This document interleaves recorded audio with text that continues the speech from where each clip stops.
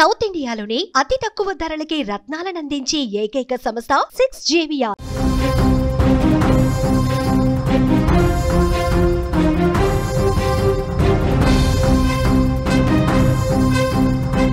ఓడిపోయిన నీ ప్రేమని గెలిపించుకోవటానికి మళ్ళీ పుడతావురా భైరవ అంటూ మగధీర సినిమాలో షేర్ ఖాన్ పాత్రలో శ్రీహరి చెప్పిన డైలాగ్ ఎంతో మందికి గూస్ బంప్స్ తెప్పించింది. అలాంటి గూస్ బంప్స్ గుండె బరువెక్కించే విషాదం మంచిర్యాల జిల్లాలో చోటు చేసుకుంది. ప్రేమలో విఫలమైన ఒక జంట తీసుకున్న అనాలోచిత నిర్ణయం వారి తల్లిదండ్రులకు తీరని శోకాన్ని మిగిల్చింది.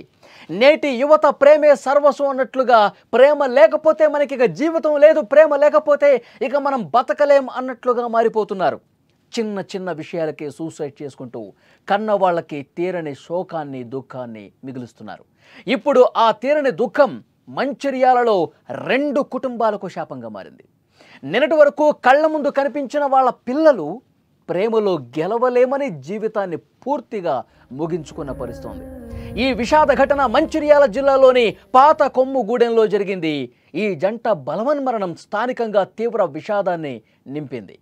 ప్రేమలో విఫలమయ్యామన్న కారణంతో ఇంజనీరింగ్ విద్యార్థినైన హితవర్షిణి సికింద్రాబాద్లో రైలు కింద పడి ఆదివారం ఆత్మహత్య చేసుకుంది. ఈ వార్త తెలిసిన ఆమె ప్రియుడు వినయ్ తీవ్ర మనోవేదనకు గురయ్యాడు.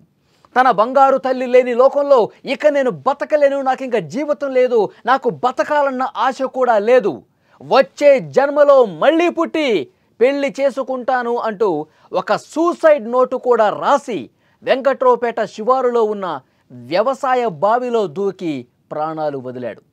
వినయ్ చనిపోయే ముందు రాసిన ఈ లేఖ ఇప్పుడు సోషల్ మీడియాలో కూడా వైరల్ అవుతుంది.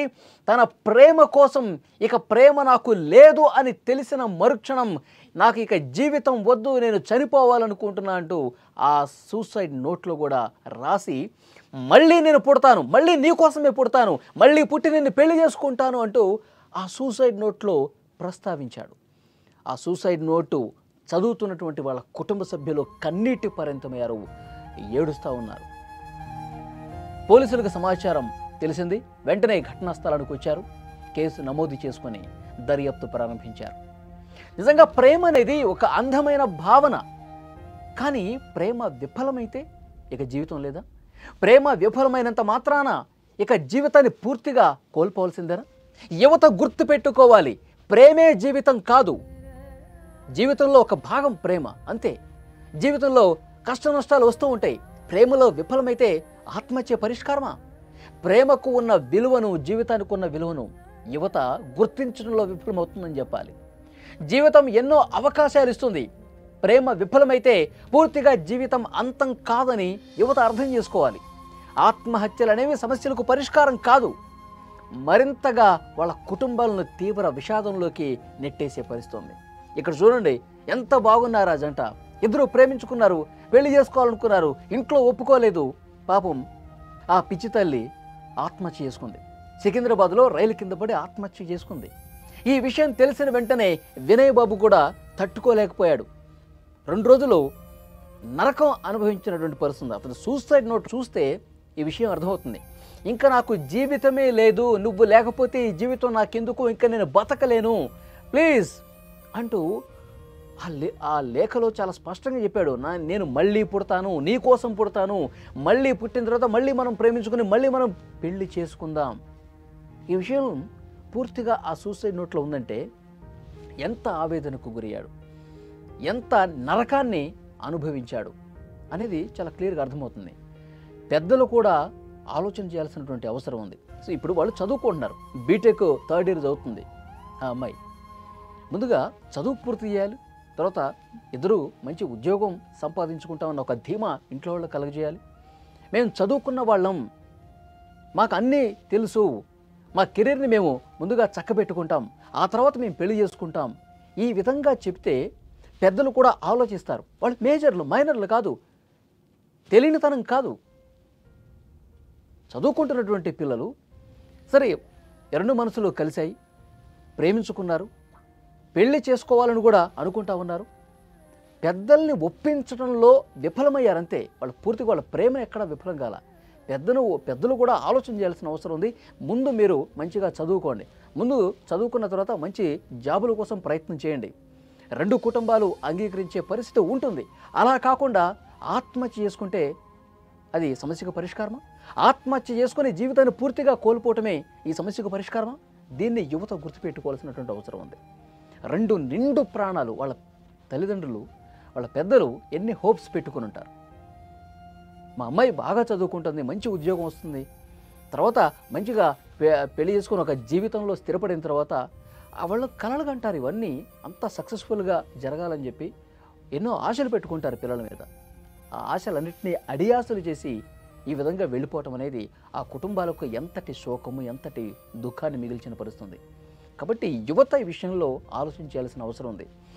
పెద్దల్ని ఒప్పించాలి. కుదరకపోతే మీరు మేజర్లు కాబట్టి స్థానిక పోలీస్ స్టేషన్కి వెళ్ళి మేము ఇష్టపూర్వకంగానే పెళ్లి చేసుకోవాలనుకుంటున్నాం అని చెప్తే పోలీసులు మీకు రక్షణ కల్పిస్తారు. పెద్దల నుంచి ఏమైనా ఇబ్బంది ఉంటే ఆ రకంగా జీవితంలో ధైర్యంగా అడుగు ముందుకు వేయాలి. కానీ ఈ విధంగా ప్రాణాలు తీసుకుంటారా? ఈ విధంగా చనిపోయి మీరు జీవితం కోల్పోవటమే కాదు, మీ మీద హోప్స్, నమ్మకాలు పెట్టుకున్నటువంటి ఆశలు పెట్టుకున్న వాళ్ళని కూడా తీవ్ర దుఃఖంలో నెట్టిపెట్టమే కదా. సో కాబట్టి డెఫినెట్గా యువత అందరూ కూడా దీన్ని దృష్టిలో పెట్టుకోవాల్సిన అవసరం ఉంది. ప్రేమే జీవితం కాదు, ప్రేమ ఒక్కటే కాదు, ఇది గుర్తుపెట్టుకోవాల్సిన అవసరం ఉంది. ఈ వీడియో చూసిన తర్వాత వీళ్ళు ఈ విధంగా బలవన్మరణానికి పాల్పడటం, మళ్ళీ ఒక జన్మ ఉంటుంది, ఆ జన్మలో మేము కలిసి ఉంటాం అని రాయటం అనేది నిజంగా ఆ గ్రామస్తులు మొత్తం కూడా ఒక్కసారిగా షాక్ అయిపోయారండి. ఆ లెటర్ చదివి కన్నీళ్లు పెట్టుకుంటున్నారు. సోషల్ మీడియాలో ప్రస్తుతం ఆ లెటర్ కూడా వైరల్ అవుతూ ఉంది. చాలా దారుణమైనటువంటి విషయం. సో డెఫినెట్గా పోలీసులు అయితే కేసు నమోదు చేసుకుని దర్యాప్తు చేస్తూ ఉన్నారు. ఆ సూసైడ్ లెటర్ను కూడా స్వాధీనం చేసుకున్న పరిస్థితి ఉంది. సో యువతకి సుమన్ టీవీ కూడా చేసే ఒక విజ్ఞప్తి ఏంటంటే, ప్రేమే జీవితం కాదు, జీవితంలో ఒక భాగం మాత్రమే. మన మీద ఆశలు పెట్టుకున్న వాళ్ళు, మనమే జీవితం అనుకున్న వాళ్ళు చాలామంది ఉన్నారు. వాళ్ళ గురించి కూడా ఒక్కసారి ఆలోచన చేయండి. ఇలాంటి పొరపాట్లు చేయవద్దు. ఇలాంటి క్షణికావేశాలకు లోనై జీవితాన్ని కోల్పోవద్దని మాత్రం మరొకసారి స్పష్టంగా తెలియజేస్తున్నాం.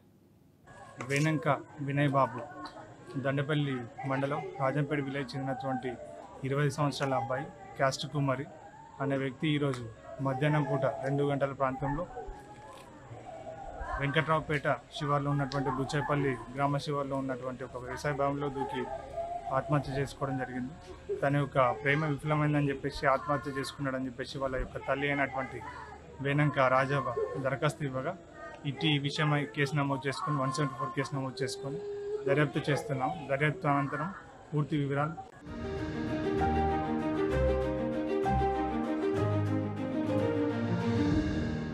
క్యాంటీన్లో ప్లేట్లు కడిగిన సంజిత్ కొండ ఇప్పుడు కోట్ల రూపాయల వ్యాపారం చేస్తున్నాడు. గేదెల షెడ్డు వేసిన ఎంఎస్సీ స్టూడెంట్ అక్షయ్ ఇవాళ బెంజ్ కార్లో తిరుగుతున్నాడు.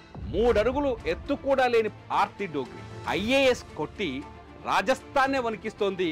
మహిళా పోలీసుకు భర్త సెల్యూట్ చేస్తే అవమానం అనుకొని ఐపీఎస్ చదివి మహారాష్ట్రలో అంబిక సూపర్ పోలీసుగా మారింది.